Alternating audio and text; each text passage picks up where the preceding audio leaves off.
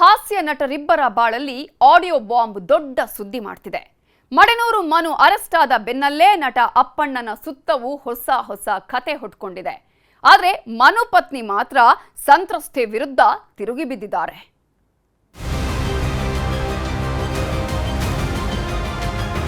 R ನಗರಕ್ಕೆ ಹೋಗಿ ನಾನೇ ಅಪ್ಪನಿಗೆ ಕ್ಷಮೆ ಕೇಳಿದೆ. ಅಷ್ಟು ದಿನ ಇಲ್ಲ ರಿಲೀಸ್, ಇನ್ನೇ ನಾಳೆ ಟೈಮಿಗೆ ಹಿಂಗೆ ಮಾಡಿದ್ರೆ ಷಡ್ಯಂತ್ರ ಅಲ್ವಾ ಮೇಡಮ್? ಅನ್ಯಾಯ ಮಾಡಿರೋದು ಮನು ವಿರುದ್ಧ ನಾನು ಇಲ್ಲಿ ಕಂಪ್ಲೇಂಟ್ ಕೊಟ್ಟಿದ್ದೇನೆ ಹೊರತು ಸಿನಿಮಾಗೂ ನನಗೂ ಏನು ಸಂಬಂಧ ಇಲ್ಲ ಸರ್.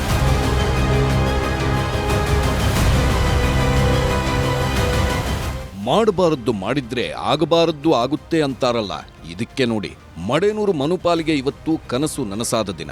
ಹೀರೋ ಆಗಿ ತೆರೆ ಮೇಲೆ ವಿಜೃಂಭಿಸೋ ದಿನ. ಯಾಕಂದ್ರೆ ಮನು ನಟನೆಯ ಕುಲದಲ್ಲಿ ಕೀಳಿಯಾವುದೋ ಸಿನಿಮಾ ಅದ್ಧೂರಿಯಾಗಿ ರಿಲೀಸ್ ಆಗಿದೆ. ಆ ಕ್ಷಣವನ್ನ ನೋಡೋ ಭಾಗ್ಯವಿಲ್ಲ, ಜನರ ಜೊತೆ ಬೆರೆಯೋ ಅದೃಷ್ಟವಿಲ್ಲ. ಯಾಕಂದ್ರೆ ಸಹನಟಿ ಮೇಲೆ ಅಟ್ಟಹಾಸ ಮೆರೆದ ಕೇಸ್ನಲ್ಲಿ ಕಂಬಿ ಹಿಂದೆ ಸೇರಿದ್ದಾನೆ. ಬಾಡಿಗೆ ಮನೆ ಮಾಡಿಕೊಟ್ಟು ಮದುವೆ ಆಗ್ತೀನಿ ಅಂತ ಕನಸು ಬಿತ್ತಿದವ ಹೀನಾತಿಹೀನವಾಗಿ ರೇಪ್ ಮಾಡಿದ್ದಾನಂತೆ. ಹೀಗಂತ ಸಹನಟಿಯೇ ಕಂಪ್ಲೇಂಟ್ ಕೊಡ್ತಿದ್ದಂತೆ 10 ತಿರುವು ಪಡೆಯುವುದಕ್ಕೆ ಶುರುವಾಗಿದೆ. ನಿನ್ನೆ ಮನು ವಿರುದ್ಧ ಆರೋಪ ಮಾಡಿದ್ದ ನಟಿಯ ಸುತ್ತ ಅಪ್ಪಣ್ಣನ ಆಡಿಯೋ ಸುತ್ತಕೊಳ್ತಿದೆ. ಖಾಕಿ ಕೈಯಲ್ಲಿ ಲಾಕ್, ಮನುಗೆ ಮೇಲಿಂದ ಮೇಲೆ ಡ್ರಿಲ್. ಥಿಯೇಟರ್ ಮುಂದೆ ನಿಂತ್ಕೊಂಡು ಭರ್ಜರಿ ಸ್ಟೆಪ್ಸ್ ಹಾಕಬೇಕಿದ್ದ ಮನು ಇವತ್ತು ಕಂಬಿ ಹಿಂದೆ ಕೂತ್ಕೊಂಡು ಕಣ್ಣೀರಿಡ್ತಿದ್ದಾನೆ. ಅನ್ನಪೂರ್ಣೇಶ್ವರಿ ನಗರ ಸ್ಟೇಷನ್ನಲ್ಲಿರೋ ಕಾಮಿಡಿಯನ್ಗೆ ಪೊಲೀಸರು ಡ್ರಿಲ್ ಮೇಲೆ ಡ್ರಿಲ್ ಮಾಡುತ್ತಿದ್ದಾರೆ. ನಿನ್ನೆಯಿಂದಲೂ ವಿಚಾರಣೆ ನಡೆಸುತ್ತಿರೋ ಖಾಕಿ ಪಡೆ ಪ್ರಶ್ನೆಗಳ ಸುರಿಮಳೆಗೈದಿದೆ. ಮೊಬೈಲ್ನಲ್ಲಿ ಸಂತ್ರಸ್ತೆ ಹಾಗೂ ಮನು ಜೊತೆಗಿರೋ ಒಂದಿಷ್ಟು ಫೋಟೋಗಳು ಪತ್ತೆಯಾಗಿದ್ದು ಯಾವುದೇ ಖಾಸಗಿ ಫೋಟೋ ವಿಡಿಯೋಗಳಿಲ್ಲ. ಅವುಗಳನ್ನೆಲ್ಲ ಡಿಲೀಟ್ ಮಾಡಿರೋ ಅನುಮಾನವಿದೆ. ಹೀಗಾಗಿ ತೀವ್ರ ವಿಚಾರಣೆ ನಡೆಸುತ್ತಿದ್ದಾರೆ. ಹಾಸ್ಯನಟ ಅಪ್ಪಣ್ಣನ ಸುತ್ತಿಕೊಂಡ ಆಡಿಯೋ ಬಾಂಬ್. ಸಹನಟಿ ಮೇಲಿನ ಅತ್ಯಾಚಾರ ಪ್ರಕರಣದಲ್ಲಿ ಮನು ಕಂಬಿ ಹಿಂದೆ ಸೇರ್ತಿದ್ದಂತೆ ಮತ್ತೊಂದು ಆಡಿಯೋ ಬಾಂಬ್ ಹೊರಬಿದ್ದಿತ್ತು.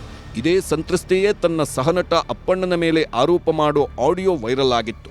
ಯಾವುದೇ ಕಾರ್ಯಕ್ರಮವಿದ್ರೂ ನನ್ನನ್ನ ಬರುವಂತೆ ಟಾರ್ಚರ್ ಮಾಡ್ತಾರೆ, ಕಾರ್ಯಕ್ರಮಕ್ಕೆ ಹೋದ್ರೆ ಲೈಂಗಿಕ ಕಿರುಕುಳ ಕೊಡ್ತಾನೆ ಅಂತ ಹೇಳ್ಕೊಂಡಿರೋ ಆಡಿಯೋ ವೈರಲ್ ಆಗಿತ್ತು. ಇದಕ್ಕೆ ಅಪ್ಪಣ್ಣ ಕೂಡ ಕ್ಲಾರಿಫಿಕೇಶನ್ ಕೊಟ್ಟಿದ್ದಾರೆ. ವಿಷಯ ಏನಪ್ಪ ಅಂತಂದ್ರೆ, ನಮ್ಮ ಕಾಮಿಡಿ ಕಿಲಾಡಿಗಳಲ್ಲಿ ಅಪ್ಪಣ್ಣ ರಾಮದುರ್ಗ ಅಂತ ಒಬ್ಬ ಇದಲ್ಲ, ಅವನು ಕಾಮಿಡಿ ಕಿಲಾಡಿ ಸೀಸನ್ 2 ಇಂದನು ಸಿಕ್ಕಾಬಟ್ಟೆ ನನಗೆ ಟಾರ್ಚರ್ ಕೊಡ್ತಾನೆ ಇದ್ದ. ಎಷ್ಟು ಟಾರ್ಚರ್ ಕೊಡ್ತಿದ್ದ ಅಂತಂದ್ರೆ, ಅದು ಶೋಗಳಿಗೆ ಕರ್ಕೊಂಡು ಹೋಗಿ ಅಲ್ಲಿ ಕೆಟ್ಟ ದೃಷ್ಟಿಯಲ್ಲಿ ನೋಡೋದು. ತುಂಬಾ ದಿನಗಳಿಂದ ತಪ್ಪಿಸ್ಕೊಂಡೇ ಬಂದೆ. ಬಟ್ ಇತ್ತೀಚೆಗೂ ಜಾಸ್ತಿನೇ ಆಗ್ತಿದೆ. ಇನ್ನ ಅವ್ನ ಕಾಟ ನನಗೆ ತಪ್ಪಿಲ್ಲ. ಯಾವ ಸಂತ್ರಸ್ತೆ ಇದಾರಲ್ಲ ಅವ್ರಿಗೆ ಕೇಳಿ ದಯಮಾಡಿ, ಇದನ್ನ ಹೌದಾ, ಸತ್ಯನ, ಇದು ಸುಳ್ಳ, ಒತ್ತಾಯಪೂರ್ವಕವಾಗಿ ಇದನ್ನ ಮಾಡಿಸಲಾಯ್ತಾ ಅಥವಾ ನಾನೇ ಇದನ್ನ ರಿಲೀಸ್ ಮಾಡಿ ನಾನು ಹೇಳಿದಿನ ಮನಸ್ಸೋ ಇಚ್ಛೆ ಅಂತ ನೀವು ಕೇಳಿ. ಅವ್ರ ಹತ್ರ ಕೇಳಿ ಕ್ಲಾರಿಟಿ ತಗೊಂಡು ಆಮೇಲೆ ನನ್ನ ಹತ್ರ ಕೇಳಿದ್ರೆ ನಾನು ಅದಕ್ಕೆ ಹೇಳ್ಬೋದು. ನನ್ನ ಪಾತ್ರ ಏನೂ ಇಲ್ಲ. ತಮ್ಮ ಸ್ವಾರ್ಥದ ದ್ವೇಷದ ಪ್ರೇಮದ ಪ್ರೀತಿಗೆ, ಕೋಮ ದ್ವೇಷದ ಪ್ರೀತಿಗೆ ನಮ್ಮನ್ನ ಎಳೆದು ತಂದು ಇಲ್ಲಿ ಹಾಕಲಾಗಿದೆ. ಹಾಗಾಗಿ ನಾನು ಇದನ್ನ ಸಮಾಜಕ್ಕೆ ಬಿಡ್ತೀನಿ, ನಾನು ಏನು ಹೇಳಲ್ಲ. ನಟ ಮನು ಮೇಲೆ ಅತ್ಯಾಚಾರದ ಬಾಂಬ್ ಹಾಕಿರೋ ಸಂತ್ರಸ್ತೆಗೆ ಪೊಲೀಸರು ನೋಟಿಸ್ ಕೊಟ್ಟಿದ್ರು. ಹೀಗಾಗಿ ವಿಚಾರಣೆಗೆ ಆಗಮಿಸಿದ ನಟಿ ಮನು ವಿರುದ್ಧ ಮತ್ತೆ ಗಂಭೀರ ಆರೋಪ ಮಾಡಿದ್ದಾರೆ. ಅಪ್ಪಣ್ಣ ಬಗ್ಗೆ ಮನುನೇ ಬೆದರಿಕೆ ಹಾಕಿಸಿ ವಿಡಿಯೋ ಮಾಡಿಸಿದ್ದ. ಈ ಬಗ್ಗೆ ನಾನು ಅವತ್ತೇ ಅಪ್ಪಣ್ಣ ಬಳಿ ಕ್ಷಮೆ ಕೇಳಿದ್ದೀನಿ. ಕಳೆದ ಶನಿವಾರ ಒತ್ತಾಯಪೂರ್ವಕವಾಗಿ ಮದ್ಯಪಾನ ಮಾಡಿಸಿ ಲೈಂಗಿಕ ದೌರ್ಜನ್ಯ ಮಾಡಿದ್ದಾನೆ. ಜೊತೆಗೆ ಖಾಸಗಿ ವಿಡಿಯೋ ಆಡಿಯೋ ಮಾಡಿಕೊಂಡಿದ್ದಾನೆ ಎಂದಿದ್ದಾರೆ. ವಿಡಿಯೋ ಮಾಡ್ಕೊಳ್ಳೋ ಅವ್ನಿಗೆ ಅಪ್ಪಣ್ಣನ ಕಂಡ್ರೆ ಅವ್ನು ಶೋಗೆ ಹೋಗೋದು ಇಷ್ಟ ಆಗ್ತಿರ್ಲಿಲ್ಲ. ಸೊ ಇವಳು ಶೋಗೆಲ್ಲ ಹೋಗ್ತಾಳೆ, ಅವ್ನ ಜೊತೆ ಹೋಗೋದೇ ಅವ್ನಿಗೆ ಇಷ್ಟ ಆಗ್ತಿರಲಿಲ್ಲ. ಆ ಒಂದು ಹೊಟ್ಟೆ ಕಿಚ್ಚಿಗೆ ಅಪ್ಪಣ್ಣನ ಮೇಲೆ ಈ ಥರ ವಿಡಿಯೋ ಮಾಡ್ತಾನೆ. ಅದಾದ ಒಂದು 2-3 ದಿನಕ್ಕೆ ಅವ್ನ ಪಾಪ ನನ್ನ ಅಪ್ಪಣ್ಣ ಬ್ಲಾಕ್ ಮಾಡ್ದೆ. ನಾನೇ ಬೇರೆ ನಂಬರಿಂದ ಕಾಲ್ ಮಾಡಿ ಆರ್ ನಗರಕ್ಕೆ ಹೋಗಿ ನಾನೇ ಅಪ್ಪಣ್ಣಗೆ ಕ್ಷಮೆ ಕೇಳಿದೆ. ನೋಡು, ಈ ಥರ ಮನು ಬ್ಲ್ಯಾಕ್ ಮೇಲ್ ಮಾಡಿ ನನಗೆ ವಿಡಿಯೋ ಮಾಡಿ ನಿನಗೆ ಕಳಿಸಿದ್ರ, ದಯವಿಟ್ಟು ಕ್ಷಮಿಸ್ಬಿಡು ಅಂತ ಅಂದ್ಬಿಟ್ಟು ಅಪ್ಪಣ್ಣನ ಹತ್ರ ನಾನೇ ಹೋಗಿ ಸಾರಿ ಕೇಳಿದ್ದೀನಿ. ಇನ್ನು ಅತ್ಯಾಚಾರ ಆರೋಪದ ಬಗ್ಗೆ ಮಡೆನೂರು ಮನು ಪತ್ನಿ ಕೂಡ ಪ್ರತಿಕ್ರಿಯೆ ನೀಡಿದ್ದು, ಇದು ನನ್ನ ಗಂಡನ ವಿರುದ್ಧ ಮಾಡಿರೋ ಷಡ್ಯಂತ್ರ. ನನ್ನ ಗಂಡನ ಸಿನಿಮಾ ರಿಲೀಸ್ ಆಗಿದೆ, ಅದನ್ನ ತಡೆಯೋದಕ್ಕೆ ಹೀಗೆ ಮಾಡಿದ್ದಾರೆ ಎಂದ್ರು. ಆದ್ರೆ ಇದನ್ನ ಅಲ್ಲಗಳೆದ ಸಂತ್ರಸ್ತೆ, ಸಿನಿಮಾ ವಿಚಾರಕ್ಕೂ ನನ್ನ ಆರೋಪಕ್ಕೂ ಸಂಬಂಧವಿಲ್ಲ, ಸಿನಿಮಾ ಚೆನ್ನಾಗಿಯೇ ಓಡಲಿ, ಆದ್ರೆ ಆತ ನನಗೆ ಸಾಕಷ್ಟು ಕಿರುಕುಳ ಕೊಟ್ಟಿದ್ದಾನೆ, ಬೆದರಿಕೆ ಹಾಕಿದ್ದಾನೆ, ಹೀಗಾಗಿ ದೂರು ಕೊಟ್ಟೆ ಎಂದಿದ್ದಾರೆ. ಈಗ ಬೇಕಿತ್ತ ಇದೆಲ್ಲ? ಇಲ್ಲ ಮುಗಿದ ಮೇಲಾದ್ರೂ ಮಾಡ್ಬೋದಾಗಿತ್ತಲ್ವ ಮೇಡಮ್? ಇದೆಲ್ಲ ಹೋಗ್ತಾ ಇರ್ಲಿಲ್ಲ. ಇಲ್ಲ ಇದಕ್ಕಿಂತ ಮುಂಚೆನೇ ಮಾಡ್ಬೋದಾಗಿತ್ತು. ಹಂಗೆ ಅಟೆಂಪ್ಟ್ ಮಾಡ್ಯಾರ ಅಂದಾಗಲೇ ಮಾಡ್ಬೋದಾಗಿತ್ತು. ಅಷ್ಟು ದಿನ ಇಲ್ಲ ರಿಲೀಸ್, ಇನ್ನೇ ನಾಳೆ ಟೈಮಿಗೆ ಹಿಂಗೆ ಮಾಡಿದ್ರೆ ಷಡ್ಯಂತ್ರ ಅಲ್ವಾ ಮೇಡಮ್? ನನಗೂ ಸಿನಿಮಾಗೂ ಯಾವುದೇ ಸಂಬಂಧ ಇಲ್ಲ ಸರ್. ನನಗೆ ಅನ್ಯಾಯ ಮಾಡಿರೋದು ಮನು ವಿರುದ್ಧ ನಾನು ಇಲ್ಲಿ ಕಂಪ್ಲೇಂಟ್ ಕೊಟ್ಟಿದ್ದೇನೆ ಹೊರತು ಸಿನಿಮಾಗೂ ನನಗೂ ಏನು ಸಂಬಂಧ ಇಲ್ಲ ಸರ್. ಆದ್ರೂ ಸಿನಿಮಾದವರೆಲ್ಲ ಸೇರಿ ಅವಾಯ್ಡ್ ಮಾಡಿದ್ರು ಕಂಪ್ಲೇಂಟ್ ಕೊಡ್ಸೋದನ್ನ, ನಾನು ಬಿಡ್ಲಿಲ್ಲ. ಸಂತ್ರಸ್ತೆಯ ಆರೋಪದ ಬಗ್ಗೆ ಮಾತನಾಡಿದ ಮನು ಪರ ವಕೀಲೆ ಶಾರದಾ, ಸಾಕ್ಷ್ಯಾಧಾರಗಳನ್ನ ಕೋರ್ಟ್ಗೆ ಸಬ್ಮಿಟ್ ಮಾಡ್ತೀನಿ, ಸಂತ್ರಸ್ತೆ ಆರೋಪ ಮಾಡ್ತಿರೋದೆಲ್ಲ ಸುಳ್ಳು, ದುರುದ್ದೇಶದಿಂದ ಈ ಕೆಲಸ ಮಾಡ್ತಿದ್ದಾರೆ ಅಂದ್ರು. ಸರ್ ಅದು ತನಿಖೆಯಲ್ಲಿ ಗೊತ್ತಾಗುತ್ತೆ ಸರ್. ರೇಪ್ ಕೇಸ್ ಯಾಕಂದ್ರೆ ಅವರು ಸಿನಿಮಾನ ತಡಿಬೇಕು ಅನ್ನೋದಿರ್ಬೋದು, ಆತನ ಡೆವಲಪ್ಮೆಂಟ್, ಆತ ಏನು ಈಗ ಈ ಕಾಮಿಡಿ ಟೀಮಲ್ಲಿ ನಾಯಕ ನಟನಾಗಿ ಹೊರಹೊಮ್ಮಿರುವಂಥವ್ರು ಮನು ಒಬ್ಬರೇನೆ. ಹಾಗಾಗಿ ಕೆಲವರು ಷಡ್ಯಂತ್ರ ಇರೋದು ಇದರಲ್ಲಿ, ಅವ್ರಿಗೆ ಹೇಳ್ಕೊಟ್ಟು ಮಾಡಿಸಿರ್ಬೋದು. ಇದನ್ನ ಸತ್ಯತೆ ಹೊರಬಿಡ್ಬೇಕಂದ್ರೆ ಸ್ವಲ್ಪ ಸಮಯ ಬೇಕಾಗುತ್ತೆ ಸರ್. ಇದು ಈ ಎಲ್ಲ ಬೆಳವಣಿಗೆಗಳ ಮಧ್ಯೆ ಆರೋಪಿ ಮನುನನ್ನ ನ್ಯಾಯಾಲಯ 4 ದಿನ ಪೊಲೀಸ್ ಕಸ್ಟಡಿಗೆ ನೀಡಿದೆ. ಹೀಗಾಗಿ 1 ವಾರ ಕಂಬಿ ಹಿಂದೆಯೇ ಕಳೆಯುವಂತಾಗಿದ್ದು, ಯಾರು ಹೇಳ್ತಿರೋದು ಸತ್ಯ, ಯಾರು ಹೇಳ್ತಿರೋದು ಸುಳ್ಳು ಅನ್ನೋದು ತನಿಖೆ ನಂತರ ಗೊತ್ತಾಗಬೇಕಿದೆ. Manjunathan, crime bureau, news 18 Bengaluru. ಕಲ್ಯಾಣ ಮಂಟಪದಲ್ಲಿ ಮದುವೆ ಸಡಗರ ಜೋರಾಗಿತ್ತು. ಆದರೆ ಹುಡುಗಿ ಹೇಳಿದ ಒಂದೇ ಒಂದು ಮಾತು ಮದುವೆಯನ್ನೇ ಮುರಿದು ಬೀಳುವಂತೆ ಮಾಡಿದೆ. ತಾಳಿ ಕಟ್ಟೋದಕ್ಕೆ ಸಿದ್ಧನಾಗಿದ್ದ ವರ ಬಿಕ್ಕಿ ಬಿಕ್ಕಿ ಕಣ್ಣೀರಿಟ್ಟಿದ್ದಾನೆ. ಸ್ವಲ್ಪ ಹಿಂಗದ್ಲು, ನಾನು ಪಕ್ಕದಲ್ಲಿ ಇದ್ದನಿಗೆ ಹೇಳಿದೆ, ಇದು ಯಾಕೆ ಎಡವಟ್ಟೈತೆ ನೋಡು ಅಂತ. ತಾಳಿ ಕಟ್ಟುವ ಶುಭ ವೇಳೆ, ತಾಳಿ ಕಟ್ಟಕ್ಕೆಲ್ಲ ಇನ್ನೇನು ಹುಡುಗ ಹಿಂಗೆ ಕೈ ಹಾಕಿರ್ಬೇಕಾದ್ರೆ ಹಿಂಗೆ ಅಂದಾಳ್ಕತ್ತ. ಮದುವೆಯ ಮುಹೂರ್ತದ ಹೊತ್ತು ಮೀರ್ತಿತ್ತು. ಮದುವೆಗೆ ಬಂದವರೆಲ್ಲ ಅಕ್ಷತೆ ಹಾಕೋದಕ್ಕೆ ಕಾಯ್ತಾ ಇದ್ರು. ಗಟ್ಟಿ ಮೇಳದ ಸದ್ದು ಶುರುವಾಗಿತ್ತು. ಆದರೆ ಮಂಟಪದಲ್ಲಿದ್ದ ಮದುಮಗಳು ಮಾತ್ರ ಕಣ್ಣೀರಾಕೋದಕ್ಕೆ ಶುರು ಮಾಡಿದ್ಲು. ಹುಡುಗ ಏನಾಯ್ತು ಅಂದ್ರೂ ಉತ್ತರವಿಲ್ಲ. ಸುಮ್ನಿರಮ್ಮ ಅಂತ ಹೆತ್ತವರು ಎಷ್ಟೇ ಸಮಾಧಾನ ಮಾಡಿದ್ರೂ ಕೇಳ್ತಾ ಇಲ್ಲ. ಇನ್ನೇನು 3 ಗಂಟು ಬೀಳ್ಬೇಕು ಅನ್ನೋ ಹೊತ್ತಲ್ಲಿ ಪ್ರೇಮದ ಅಲೆ ಎದ್ದಿದೆ. ನನಗೆ ಲವ್ವರ್ ಇದ್ದಾನೆ, ಈ ಮದುವೆ ಬೇಡ ಅಂತ ಹುಡುಗಿ ಗಲಾಟೆ ಶುರು ಮಾಡಿದ್ದಾಳೆ. ಹುಡುಗಿ ಹೇಳಿದ ಒಂದೇ ಒಂದು ಮಾತು ಇಡೀ ಮದುವೆ ಮನೆಯನ್ನೇ ರಣಾಂಗಣ ಮಾಡಿದೆ. ಸಪ್ತಪದಿ ತುಳಿಯಲು ಹಾಕಿದ್ದ ಅಗ್ನಿಕುಂಡದಲ್ಲೇ ಹುಡುಗನ ಕನಸುಗಳೆಲ್ಲ ಸುಟ್ಟು ಬೂದಿಯಾಗಿದೆ.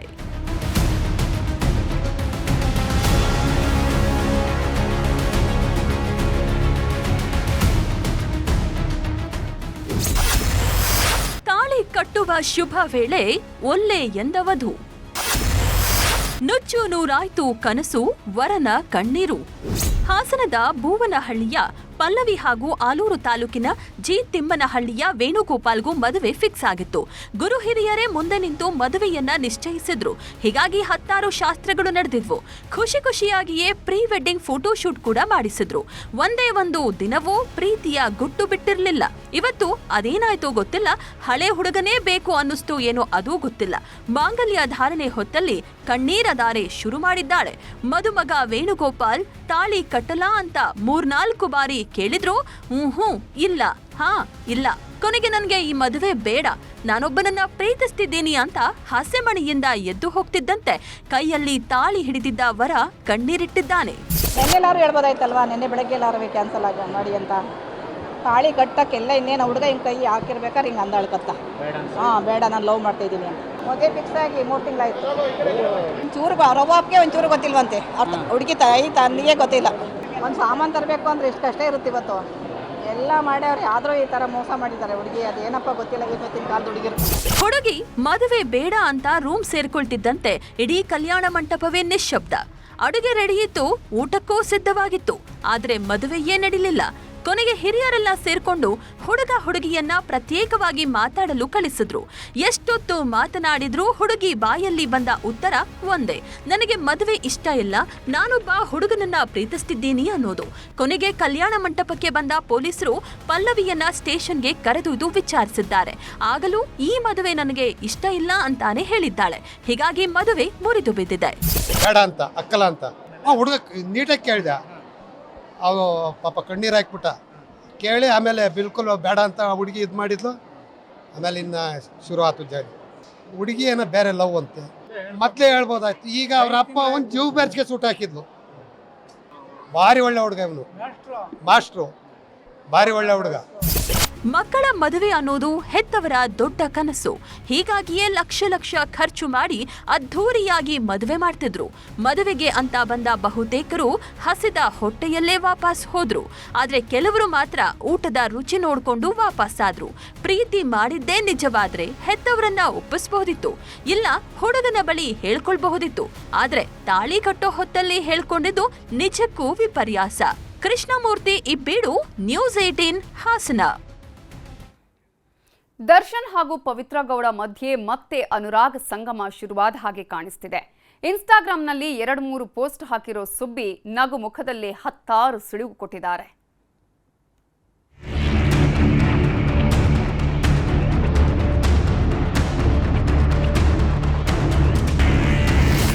ಸುಬ್ಬ ಸುಬ್ಬಿ ಸ್ಯಾಂಡಲ್ವುಡ್ ಅಲ್ಲಿ ಅತಿ ಹೆಚ್ಚು ಸದ್ದು ಮಾಡಿದ ಜೋಡಿ. 10 ವರ್ಷದ ಸ್ನೇಹ ಒಂದೇ ಒಂದು ಕೇಸಲ್ಲಿ ಮುರಿದು ಬಿದ್ದಿತ್ತು. ದಶಕದ ಸಾಂಗತ್ಯಕ್ಕೆ ರೇಣುಕಾಸ್ವಾಮಿ ಸಾವು ಎಳ್ಳುನೀರು ಬಿಟ್ಟಿತ್ತು. ಇನ್ನೇನು ದರ್ಶನ್ ಹಾಗೂ ಪವಿತ್ರ ದೂರ ದೂರ ಆದ್ರೂ ಅನ್ನೋ ಹೊತ್ತಲ್ಲೇ ಮತ್ತೆ ಅನುರಾಗದ ಅಲೆ ಎದ್ದಿದೆ. ಮೊನ್ನೆ ತಾನೇ ಕೋರ್ಟ್ ಆವರಣದಲ್ಲಿ ಕೈ ಹಿಡಿದು ಹೆಜ್ಜೆ ಹಾಕಿದ್ರು. ಜೊತೆಗೆ ನಂಬರ್ ಸಹ ಎಕ್ಸ್ಚೇಂಜ್ ಮಾಡಿದ್ರು. ಇಷ್ಟೆಲ್ಲ ಆದ್ರೂ ಮೌನವಾಗಿದ್ದ ಪವಿತ್ರ ಗೌಡ ಮೌನ ಸಂದೇಶವೊಂದನ್ನ ಹಂಚಿಕೊಂಡಿದ್ದಾರೆ. ನಗುಮೊಗದ ಚೆಲುವೆ ಮೌನದಲ್ಲೇ 10 ನಿಗೂಢಾರ್ಥ ಹೊರಹಾಕಿದ್ದಾರೆ.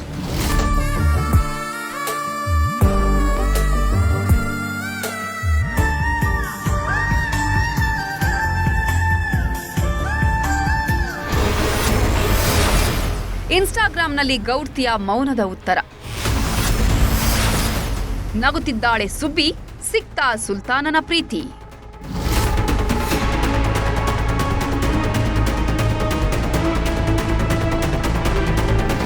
ಪವಿತ್ರ ಗೌಡ ಹಾಗೂ ದರ್ಶನ್ ಜೈಲಿಂದ ಹೊರಬಂದು 6-7 ತಿಂಗಳಾದರೂ ಒಬ್ಬರನ್ನೊಬ್ಬರು ಭೇಟಿಯಾಗಿರಲಿಲ್ಲ. ಎದುರು ಬದುರು ಬಂದರೂ ಕಣ್ಣೆತ್ತಿ ನೋಡಿರಲಿಲ್ಲ. ಮೌನದಲ್ಲೇ ಮಾತಾಡ್ತಿದ್ದವರು ಕೊನೆಗೂ ಕೈ ಹಿಡಿದು ಹೆಜ್ಜೆ ಹಾಕಿದ್ದಾರೆ. ಇದೆಲ್ಲ ಆಗಿ 3 ದಿನ ಆಗ್ತಿದ್ದಂತೆ ಪವಿತ್ರ ಗೌಡ ಇನ್ಸ್ಟಾಗ್ರಾಂನಲ್ಲಿ ಸ್ಟೇಟಸ್ ಹಾಕಿದ್ದಾರೆ. ಎಲ್ಲವನ್ನ ಕಳೆದುಕೊಂಡ ಹಾಗೆ ನಟಿಸಿ ನೋಡು, ನಿನ್ನವರು ಯಾರು ಅನ್ನೋದು ತಿಳಿಯತ್ತೆ. ತಾಳ್ಮೆ ಈಸ್ ಮೋರ್ ಇಂಪಾರ್ಟೆಂಟ್. ಎಲ್ಲಾ ಪ್ರಶ್ನೆಗಳಿಗೂ ಮೌನವೇ ಉತ್ತರ, ಎಲ್ಲ ಪರಿಸ್ಥಿತಿಗೂ ನಗುವೇ ಉತ್ತರ ಅಂತ ಪೋಸ್ಟ್ ಹಾಕೊಂಡಿದ್ದಾರೆ. ಅಂದ್ರೆ ಇಷ್ಟು ದಿನ ಮೌನವಾಗಿದ್ದದ್ದು ಇದೇ ಕಾರಣಕ್ಕ. ಈಗ ಗೌಡ್ತಿಯ ಮೌನಕ್ಕೆ ಉತ್ತರ ಸಿಕ್ಕಿದ್ಯಾ ಅನ್ನುವ ಚರ್ಚೆ ಹುಟ್ಟು ಹಾಕಿದೆ.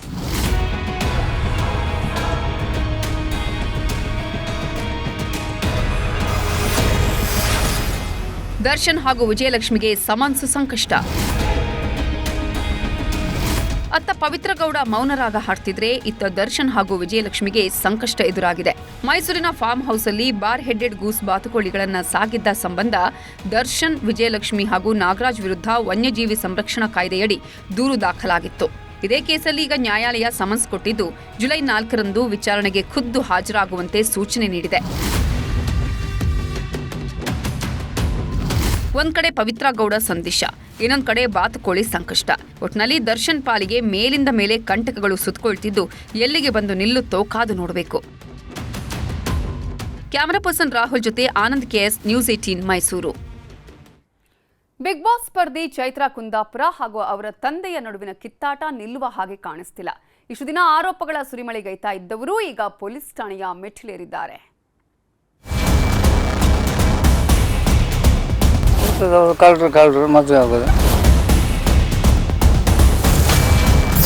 ಚೈತ್ರಾ ಕುಂದಾಪುರ ಒಂದು ಕಾಲದ ಹಿಂದೂ ಫೈರ್ ಬ್ರ್ಯಾಂಡ್, ಮಾತಲ್ಲೇ ಮೋಡಿ ಮಾಡ್ತಿದ್ದ ಅಬ್ಬರದ ಭಾಷಣಗಾರ್ತಿ. ಆದ್ರೀಗ ಭಾಷಣಕ್ಕಿಂತ ತಂದೆ ಮಕ್ಕಳ ಜಗಳದ ವಿಷಯದಲ್ಲೇ ದೊಡ್ಡ ಸುದ್ದಿಯಾಗ್ತಿದ್ದಾರೆ. ಅಪ್ಪ ಮಗಳ ಜಗಳ ತಾರಕಕ್ಕೇರಿದ್ದು ದಿನಕ್ಕೂ ತಿರುವು ಪಡೀತಿದೆ. ಭೂಗತ ಪಾತಕಿಗಳಿಂದ ಕೊಲೆ ಮಾಡಿಸ್ತೀನಿ ಅಂತ ಬೆದರಿಕೆ ಹಾಕಿದ್ದಾಳೆ ಅಂತ ಚೈತ್ರಾ ಕುಂದಾಪುರ ತಂದೆ ಬಾಲಕೃಷ್ಣ ಪೊಲೀಸ್ ಠಾಣೆ ಮೆಟ್ಟಿಲೇರಿದ್ದಾರೆ. ಚೈತ್ರಾ ಕುಂದಾಪುರ ಹಾಕಿದ್ದಾಳಂತೆ ಕೊಲೆ ಬೆದರಿಕೆ. ಮಗಳ ವಿರುದ್ಧವೇ ಪೊಲೀಸ್ ಠಾಣೆ ಮೆಟ್ಟಿಲೇರಿದ ತಂದೆ.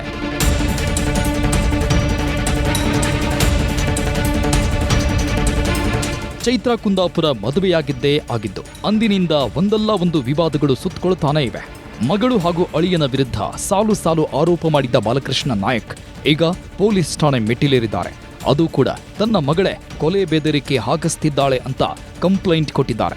ಚೈತ್ರಾ ತನ್ನ ಮದುವೆಗೆ 5 ಲಕ್ಷ ಹಣ ಕೊಡುವಂತೆ ಒತ್ತಾಯ ಮಾಡಿದಳು. ಜೊತೆಗೆ ಮದುವೆ ದಿನ ಬರುವಂತೆ ಒತ್ತಾಯ ಸಹ ಮಾಡಿದಳು. ಒಂದು ವೇಳೆ ಬಾರದೆ ಇದ್ರೆ ಭೂಗತ ಪಾತಕಿಗಳ ಮೂಲಕ ಕೊಲೆ ಮಾಡಿಸ್ತೀನಿ ಅಂತ ಬೆದರಿಕೆ ಹಾಕಿದ್ದಾಳೆ ಅಂತ ಕುಂದಾಪುರ ಪೊಲೀಸ್ ಠಾಣೆಯಲ್ಲಿ ದೂರು ನೀಡಿದ್ದಾರೆ.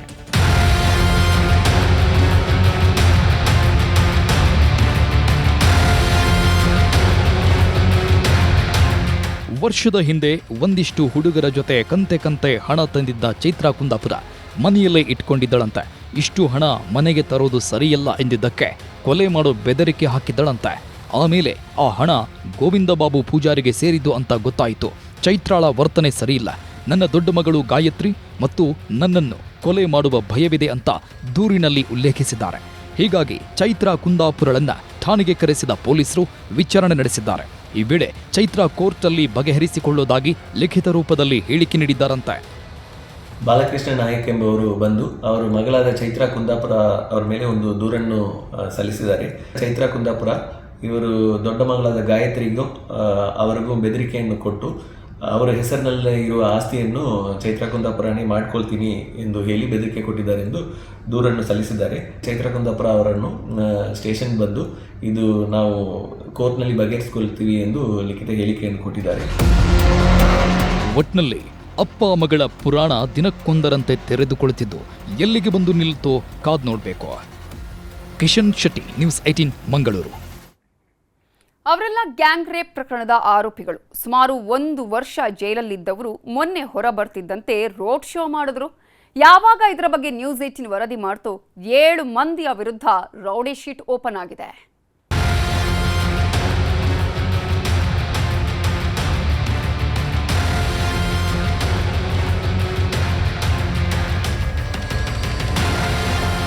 ನಮ್ಮ ಕಾನೂನು ವ್ಯವಸ್ಥೆ ಎಲ್ಲಿಗೆ ಬಂತು ನೋಡಿ. ಒಬ್ಬ ಹೆಣ್ಮಗಳ ಬಾಳು ಹಾಳು ಮಾಡಿದವರು, ಗ್ಯಾಂಗ್ ರೇಪ್ ಪ್ರಕರಣದಲ್ಲಿ ಜೈಲಿಗೆ ಹೋಗಿ ಬಂದವರು ಹೇಗೆ ಕೇಕೆ ಹಾಕ್ತಿದ್ದಾರೆ. ಜೈಲಿಂದ ಹೊರ ಬರ್ತಿದ್ದಂತೆ ಯಾವುದೋ ಘನಂದಾರಿ ಕೆಲಸ ಮಾಡಿದವರಂತೆ ಮೆರವಣಿಗೆ ಮಾಡಿದ್ದಾರೆ. ಹಾವೇರಿಯಲ್ಲಿ ರೋಡ್ ಶೋ ಮಾಡಿ ಕೇಕೆ ಹಾಕಿದ್ದಾರೆ.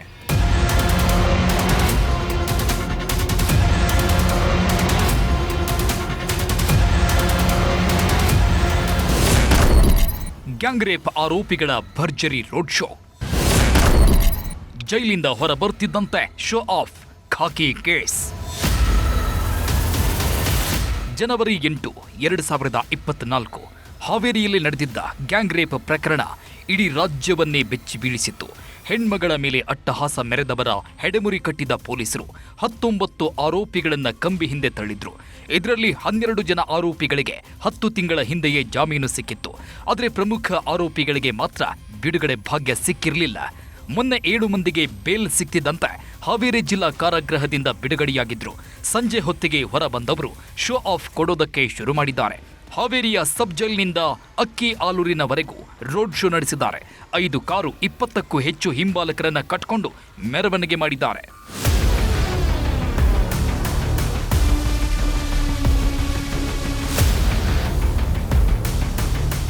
ಕಾಮುಕರ ರೋಡ್ ಶೋ ಬಗ್ಗೆ ನ್ಯೂಸ್ 18 ನಿರಂತರ ವರದಿ ಪ್ರಸಾರ ಮಾಡ್ತಿದ್ದಂತೆ ಪೊಲೀಸರು ಅಲರ್ಟ್ ಆಗಿದ್ದಾರೆ.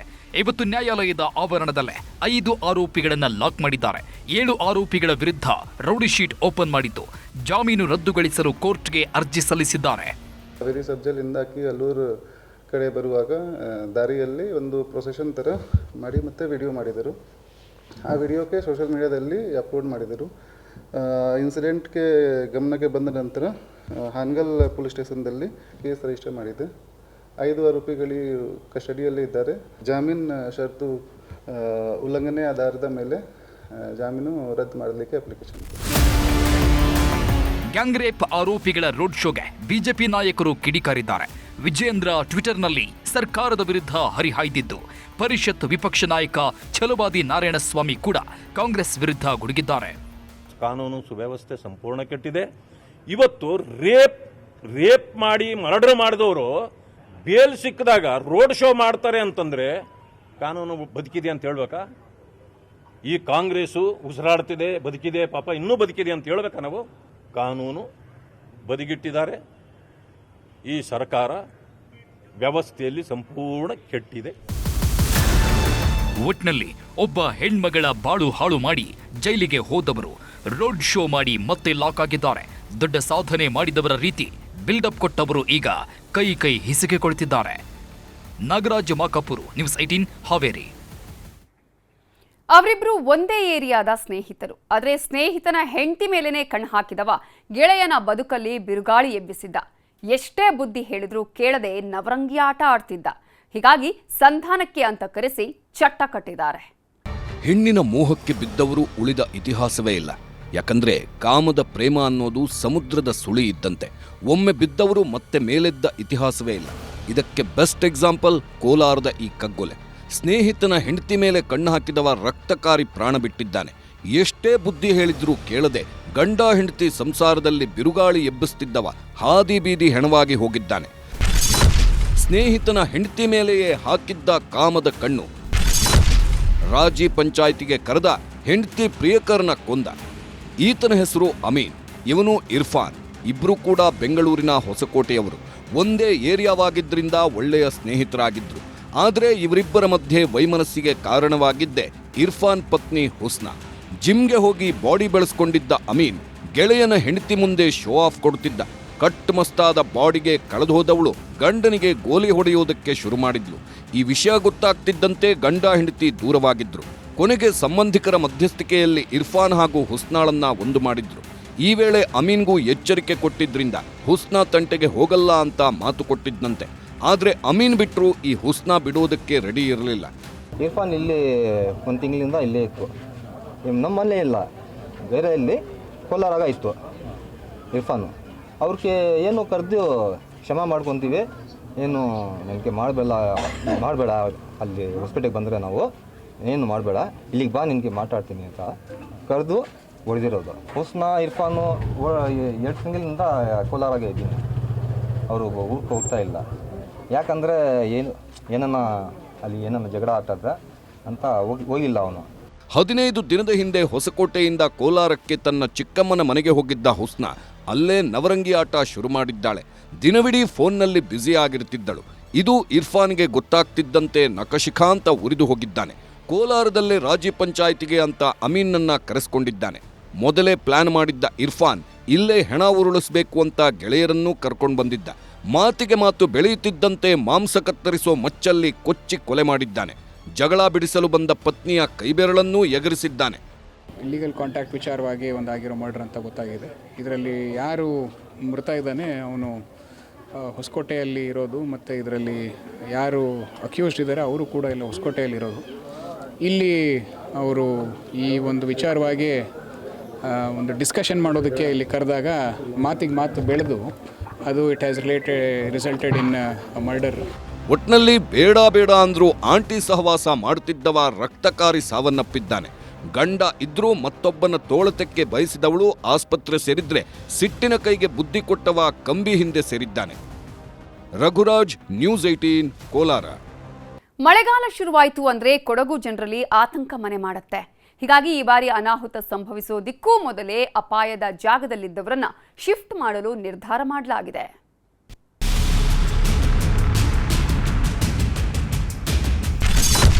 ಪ್ರವಾಹಕ್ಕೂ ಮುನ್ನವೇ ಕೊಡಗು ಜಿಲ್ಲಾಡಳಿತ ಅಲರ್ಟ್.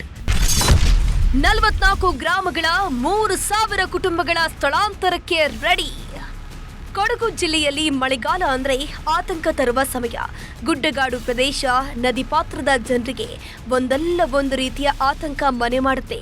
ಇದೀಗ ಕೊಡಗು ಜಿಲ್ಲೆಯ 45 ಕಡೆ ಭೂಕುಸಿತ ಹಾಗೂ 44 ಕಡೆಗಳಲ್ಲಿ ಪ್ರವಾಹದ ಬಗ್ಗೆ ಜಿಲ್ಲಾಡಳಿತ ಗುರುತು ಮಾಡಿದೆ. ಮೊದಲೇ ಆತಂಕದಲ್ಲಿದ್ದ ಕೊಡಗು ಜನರಿಗೆ ಜಿಲ್ಲಾಡಳಿತ ಸ್ಥಳ ಗುರುತು ಮಾಡಿದ ಬೆನ್ನಲ್ಲೇ ಆತಂಕ ಮತ್ತಷ್ಟು ಹೆಚ್ಚಾಗಿದೆ. ಆತಂಕದಲ್ಲೇ ಜೀವನ ಕಳೆಯುವಂತಾಗಿದೆ. 5 ತಾಲೂಕುಗಳ 10 ಹೋಬಳಿಯ 100 ಕಡೆ ಜಲಕಂಟಕ ಎದುರಾಗುವ ಸೂಚನೆ ಇದೆ. ಮುಂಗಾರು ಪೂರ್ವ ಮಳೆ ಅಬ್ಬರಿಸುತ್ತಿದ್ದು ಕೆಲವೇ ದಿನಗಳಲ್ಲಿ ಮುಂಗಾರು ಪ್ರವೇಶಿಸಲಿದೆ. ಪ್ರಕೃತಿ ವಿಕೋಪ ನಿಭಾಯಿಸೋಕೆ ಕೊಡಗು ಜಿಲ್ಲಾಡಳಿತ ಸಿದ್ಧತೆ ನಡೆಸಿದ್ದು ಸೂಕ್ಷ್ಮ ಹಾಗೂ ಅತಿ ಸೂಕ್ಷ್ಮ ಪ್ರದೇಶಗಳ ಪಟ್ಟಿಯನ್ನ ರೆಡಿ ಮಾಡಿದೆ. ಪಟ್ಟಿ ರೆಡಿ ಇದೆ. ಈಗ ಈವನ್ ರೆಸ್ಕ್ಯೂ ಸೆಂಟರ್ಸ್ ಕೂಡ ಪಟ್ಟಿ ರೆಡಿ ಇದೆ. ಅಲ್ಲಿ ಎಲ್ಲ ಯಾವ ಕಾರಣಕ್ಕೆ ಇದು ಎಲೆಕ್ಟ್ರಿಸಿಟಿ ಪ್ರಾಬ್ಲಮ್ ಅಥವಾ ಇದು ಬೇರೆ ಯಾವ ರೀತಿಯಾಗಿ ಇದು ಪ್ರಾಬ್ಲಮ್ ಇಲ್ಲ ಅಂತ ವೆರಿಫಿಕೇಷನ್ ಕೂಡ ನಡೀತಿದೆ. ಮತ್ತು DDMA ಮೀಟಿಂಗ್ ಸಂದರ್ಭದಲ್ಲಿ ಕೂಡ ನಾವು ಒಂದು ಪ್ರತಿ 15 ಡೇಸ್ಗೆ ಮೀಟಿಂಗ್ ತೊಗೊಂಡು ಎಲ್ಲರಿಗೆ ಹೆಂಗೆ ಮಾಡಬೇಕು, ಸ್ವಲ್ಪ ಟ್ರೈನಿಂಗ್ ಥರದ್ದು ಮಾಡಿ ಫಸ್ಟ್ ರಿಯಾಕ್ಷನ್ ಹೆಂಗಿರಬೇಕಂತೆ. ಮತ್ತು ಮುಖ್ಯವಾಗಿ ಹಿಂದಿನ ವರ್ಷಗಳಲ್ಲಿ ಕೂಡ ಇದು ನಮ್ಮಲ್ಲಿ ಭಾಳ ಚೆನ್ನಾಗಿ ಕೆಲಸ ಮಾಡಿದ್ದಾರೆ ಎಲ್ಲ ಇಲಾಖೆಗಳು. 2018ರಿಂದಲೂ ನಿರಂತರವಾಗಿ ಕೊಡಗು ಜಿಲ್ಲೆಯಲ್ಲಿ ಪ್ರಕೃತಿ ವಿಕೋಪ ಸಂಭವಿಸಿ ಅನಾಹುತಗಳು ಆಗುತ್ತಲೇ ಇವೆ. ಈ ಬಾರಿ ಹೆಚ್ಚು ಮಳೆಯಾಗುವ ಲಕ್ಷಣಗಳು ಇರೋದ್ರಿಂದ ಜಿಲ್ಲಾಡಳಿತ ಪ್ರವಾಹ ಹಾಗೂ ಭೂಕುಸಿತ ಆಗುವ ಸಾಧ್ಯತೆ ಇರುವ ಪ್ರದೇಶಗಳ ಪಟ್ಟಿಯನ್ನ ರೆಡಿ ಮಾಡಿದೆ. ಪ್ರತಿ ಮಳೆಗಾಲದಲ್ಲೂ ಗುಡ್ಡಗಾಡು ಹಾಗೂ ನದಿ ಪಾತ್ರದ ಜನರಿಗೆ ತಾತ್ಕಾಲಿಕ ಪರಿಹಾರ ಮಾಡೋ ಬದಲು ಶಾಶ್ವತ ಪರಿಹಾರ ಮಾಡಬೇಕು ಅಂತ ಗ್ರಾಮಸ್ಥರು ಮನವಿ ಮಾಡಿಕೊಂಡ್ರು. ಪ್ರವಾಹ ಭೂಕುಸಿತ ಆಗುವ ಸ್ಥಳಗಳನ್ನು ಸರ್ಕಾರ ಗುರುತಿಸಿದೆ. ಈ ಸ್ಥಳದಿಂದ ಶಾಶ್ವತ ಸ್ಥಳಾಂತರ ಮಾಡಬೇಕು.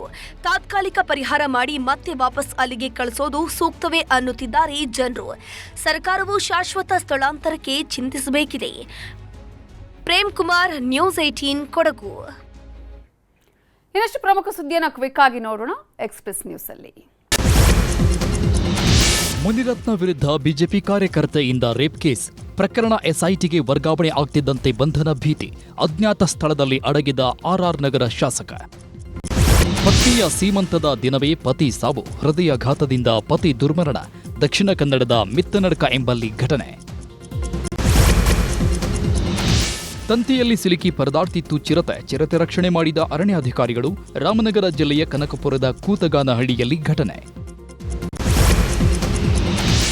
ನಿರಂತರ ಮಳೆಗೆ ತತ್ತರಿಸಿದ ಹುಬ್ಬಳ್ಳಿ ಜನ ಬಿಟ್ಟು ಬಿಡದೆ ಸುರಿದ ಮಳೆಯಿಂದ ಹೊರಬರಲಾಗದ ಸ್ಥಿತಿ ನಿರ್ಮಾಣ ಕೇಶವಾಪುರದಲ್ಲಿ ಹಲವು ಮನೆಗಳ ಗೋಡೆ ಕುಸಿತ. ಈ ಎಲ್ಲ ಸುದ್ದಿಯೊಂದಿಗೆ ಇವತ್ತಿನ ಕನ್ನಡ ನಾಡಿಯನ್ನ ಮುಗಿಸ್ತಾ ಇದ್ದೀವಿ. ನೋಡ್ತಾ ಇರಿ ನ್ಯೂಸ್ 18 ಕನ್ನಡ. ಜಾಲ ನಮ್ಮದು, ಬಲ ನಿಮ್ಮದು.